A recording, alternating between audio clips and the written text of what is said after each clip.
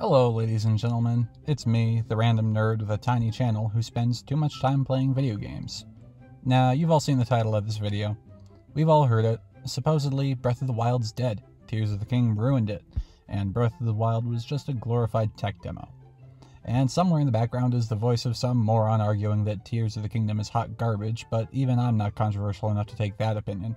Tears has made improvements over Breath in several ways, but this raises the question of whether Breath of the Wild is still worth playing. Maybe you're someone who hasn't played any recent Zelda titles, and you want to play Tears of the Kingdom, but you're wondering if you should play Breath of the Wild first. Maybe Tears of the Kingdom was your first Zelda game, and you're wondering if its predecessor is still worth trying out. Maybe you just haven't played Breath of the Wild in a while, and you're wondering if the game still holds up.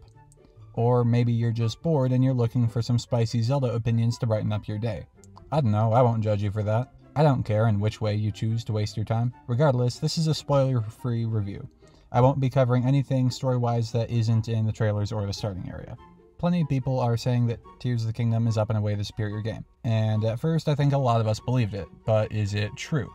Tears of the Kingdom polished and refined a lot of the ideas from Breath of the Wild, and while it has its own weaknesses, Tears has made some significant improvements in several aspects. The biggest improvement that comes to my mind is the boss battles. But Breath of the Wild was and is an absolute masterpiece. Could it really fade into obscurity? Remember how Breath of the Wild was one of the best open-world games for 6 years and the best-selling Zelda game ever?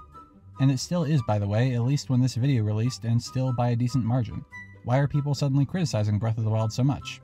I mean, I know Breath is far from being a perfect game. It has more than a few flaws, but it's also a bloody masterpiece, and nobody's ever denied that up till now. So, did Tears of the Kingdom ruin Breath of the Wild? Simply put, the answer is no. Now, my experience was the exact opposite from what most people had.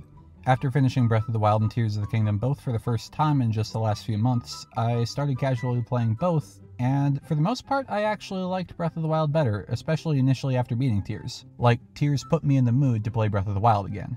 And while I'd give Tears of the Kingdom the rare 9 out of 10 that I've ever only given about half a dozen games, Breath of the Wild might be the first game that I'd ever actually give a 10 out of 10. And Tears of the Kingdom, to me at least, kind of just feels like Breath of the Wild 2, because all of my opinions are hot takes. Now, go dislike the video, put an angry comment in the comment section, and subscribe so that you can leave dislikes and angry comments on all my future videos too.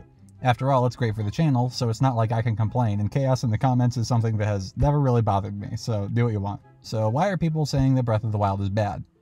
Well, I think that people just got fed up with Breath of the Wild's flaws after playing it for 6 years and wanted to see the things they didn't like fixed.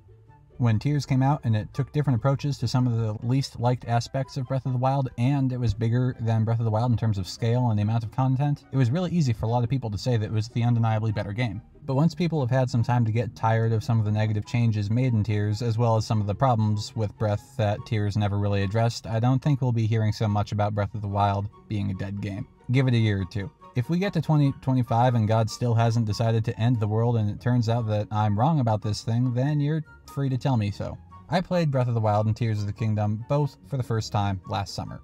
And now with starting up this YouTube channel, I swap between the two games regularly. Sometimes I get footage and sometimes actually play the games. And from my point of view, sure, Tears of the Kingdom has more content and has some more versatility in its gameplay mechanics.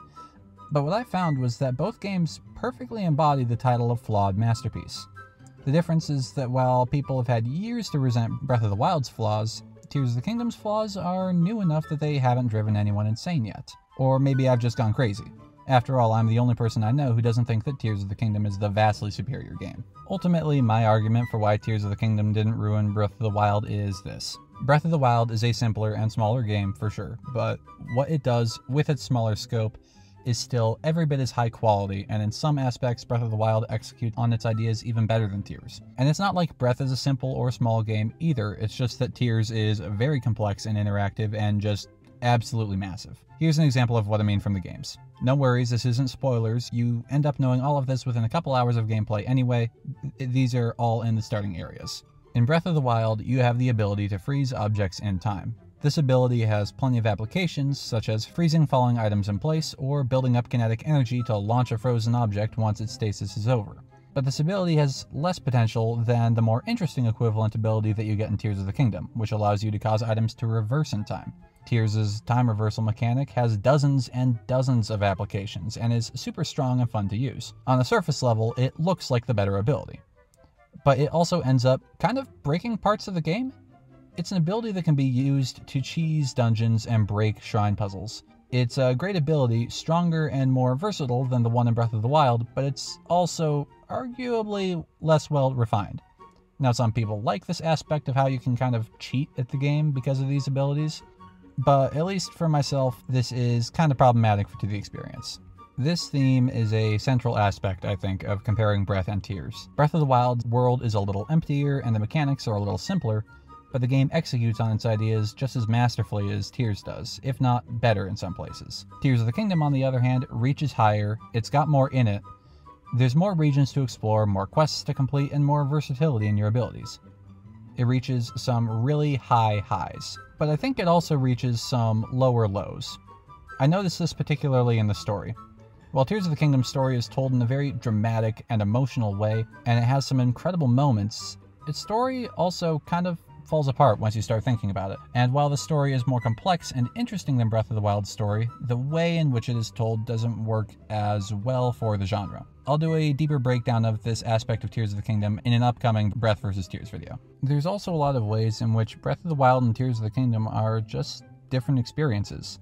Yes, the overworld map and a lot of the mechanics are very similar, but the experience of playing the game has some pretty noticeable differences, so it's still a fresh experience to pick up one game after the other. For instance, I recently noted a strange difference that the emptier world in Breath of the Wild causes. Breath of the Wild's version of Hyrule is emptier, but that kind of makes the world feel more expansive. Hyrule's emptiness in Breath gives you that time to appreciate the beauty of the landscapes. Tears of the Kingdom doesn't provide this same experience exactly. The world is almost too packed with content to provide that same feeling, and the ability to make vehicles and other abilities like Ascend have made travel much more convenient and simultaneously a much more involved process. And because of this, what ends up happening is that you spend very little time actually traveling through the wilderness, and even when you are, you're spending it all maintaining your vehicle, making sure it's working, or plotting a route with Ascend, or something similar. So there's much less time and much less opportunity to enjoy a sunset or peek around some ruins.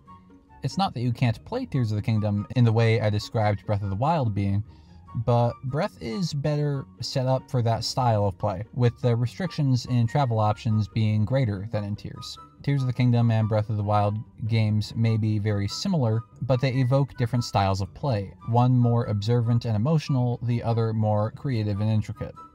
Another difference is the general vibe of each game. Breath of the Wild has a much more traditional, high fantasy feel to it. There's no flying cars, no goofy weapon fusions. It's got a different mood than Tears. It doesn't have the same aspect of mystery like in Tears of the Kingdom. It focuses much more on tragedy. When compared side by side, Tears of the Kingdom has a lot more science fiction elements, while Breath of the Wild retains a stronger sense of the medieval. And these are just a couple of the examples of how these games differ in ways where one is not objectively better than the other. They're just different types of games. Another reason that Breath of the Wild isn't dead is because iconic games just don't die. Mario Bros. 3, Dark Souls 1, Final Fantasy VII, StarCraft Brood War, the list goes on. Zelda itself is a testament to this, as the most iconic titles are still being played, like Ocarina of Time, Majora's Mask, and even the original NES Legend of Zelda. It's not as if these games don't show their age either. Some of them have aged quite roughly, but some kinds of gamers still enjoy playing them. Whether it's a matter of nostalgia, or in other cases, they just enjoy playing older games. Breath of the Wild was groundbreaking and took the series in a new direction. While flawed, it is a masterpiece of a game, and I very much doubt that it will ever be completely abandoned. So if you're wondering if it's still worth picking up Breath of the Wild, I would absolutely recommend that you do. It is 100% worth the experience. If you've played Tears of the Kingdom already though, maybe go in with a few things in mind. Number 1, Breath of the Wild is quite a bit easier than Tears of the Kingdom. If you're a main quest-focused player, this game will likely only take 35 or 40 hours because it doesn't take super long before you can just go and kill the final boss. There's a DLC with a Master Mode to up the difficulty, but it's quite the difficulty jump, so maybe don't start with Master Mode unless you're an absolute top-tier gamer. Number 2, Breath of the Wild's boss fights aren't as good. There's a lot less variety in them, and that's one of the things the Tears definitely did improve upon. Most people have the same complaint about the dungeons in Breath of the Wild, although I think that point is a little more hotly debated. The boss fights are still fun though, just not as unique or challenging. And 3, just remember, Breath is an older and simpler game. There's less enemy variety, there's no weapon fusions, and there's no building vehicles. The game is aged beautifully though. From an aesthetic point of view, it hasn't aged a day. Unless you were looking at them side by side, Breath of the Wild looks as good as Tears of the Kingdom. In conclusion, Tears surpasses Breath of the Wild in many regards and has more content to offer, but also it has its weak points, and Breath of the Wild has its own strengths and its own appeal. They're both super fun games, and I will continue to play both of them. They're both flawed masterpieces, and in some places those flaws overlap, and in others they have different strengths and weaknesses. That's all for this video. Hope you enjoyed. Goodbye.